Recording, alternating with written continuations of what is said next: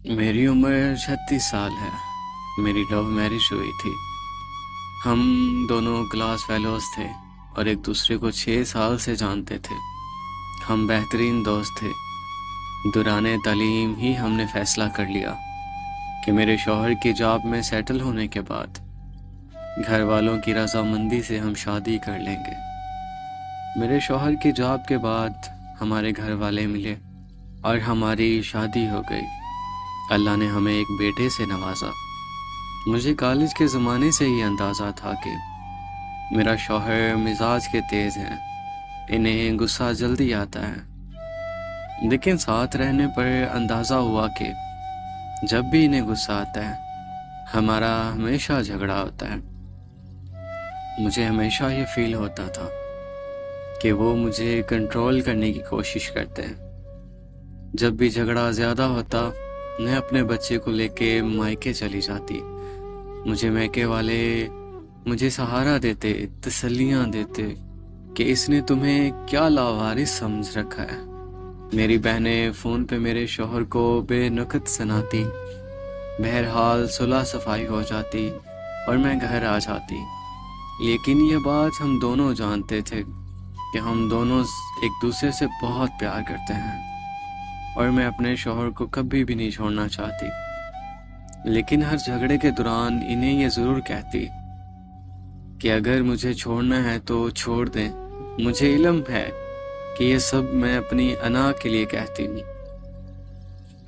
एक बार हमारा झगड़ा इतना बढ़ा, इन्होंने पहली बार मुझ पे हाथ उठाया और घर से बाहर निकाल दिया। मैं सीधा अपने मायके चली गई। मेरे घर वाले मुझे लेकर सीधा पुलिस स्टेशन चले गए। मेरे शौहर अरेस्ट हुए। ससुराल वालों ने मुझे केस वापस लेने के लिए कहा। मेरे शौहर ने मुझसे माफ़ी मांगी और कहा कि आइंदा ये सब नहीं होगा। मैंने केस वापस ले लिया और वापस अपने घर चली गई। 3 माह बाद हमारा फिर से झगड़ा हुआ और मैंने हमेशा की तरह अपने मायके चली गई। 2 दिन बाद मुझे खबर मिली कि मेरा शौहर हॉस्पिटल में है। कि बहनों ने कहा ये सब ड्रामा है, तुम्हें इमोशनली ब्लैकमेल करने के लिए। वो 1 हफ्ता हॉस्पिटल में रहे, ना मिलने गई ना कॉल की। कुछ दिनों बाद मुझे तलाक का समन मिला। मुझे तलाक नहीं चाहिए थी, मुझे अपने शौहर से मोहब्बत थी। मैं अपना घर ख़राब नहीं करना चाहती थी, लेकिन मेरी अना आड़े आ रही थी। मुझे लगा कि तलाक का मना करके मैं नीची हो जाऊंगी। मैंने इन्हें कॉल की कि जब चाहें तलाक ले लें। मैं भी इस जन्म में नहीं रहना चाहती। कोर्ट में हमारा केस आसानी से निपट गया। मेरे शौहर ने मेरी सारी डिमांड्स, बच्चे की कस्टडी और खर्चा देना कबूल कर लिया। इनका कहना था कि वो मेरी सब बातें मानने के लिए तैयार हैं, इन्हें सिर्फ तलाक चाहिए। इस तरह मेरी तलाक हो गई। मेरे शौहर ने कुछ अरसे बाद दूसरी शादी कर ली। इनके बच्चे भी हो गए। मिलने अक्सर आते थे अपने बच्चों से। इसकी हर ज़रूरत का ख्याल रखते थे।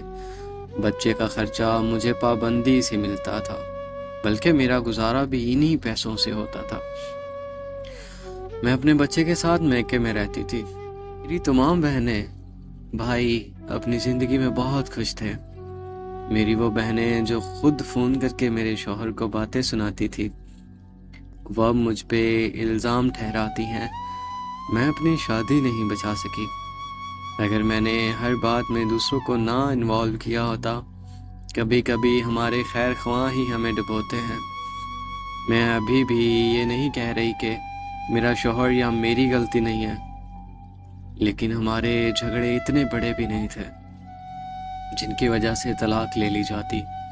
ये मेरी दरख्वास्त है सारे कपल से कि जहाँ तक हो सके अपने मामलात खुद निपटाएं। आपका खुद से बढ़कर कोई खैर ख्वाह नहीं। अल्लाह हाफिज़।